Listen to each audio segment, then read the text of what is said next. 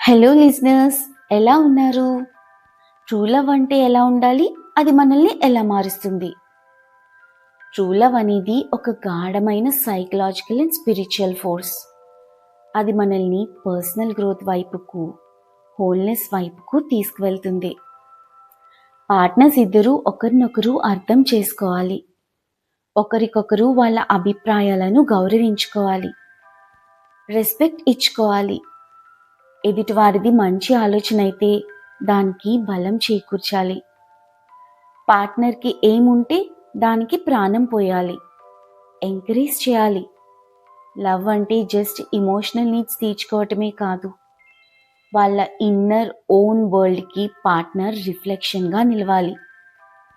True లవ్కి కావాల్సింది ధైర్యం, కమిట్మెంట్, అంటే చిరుకాలం తనతో ఉంటానని నమ్మకం ఏర్పరచడం, మాట మీద నిలవటం, నాలెడ్జ్ షేర్ చేసుకోవాలి, భ్రమలో కాకుండా స్పృహతో ఉండటం, రెస్పెక్ట్, కేరింగ్ ఇవన్నీ ఉండాలి.